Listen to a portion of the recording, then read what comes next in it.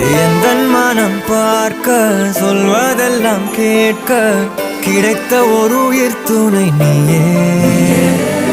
என் சிரிப்பில் பாதி என் துயரில் பாதி பகிர்ந்து நீ அருந்துகிறாயே.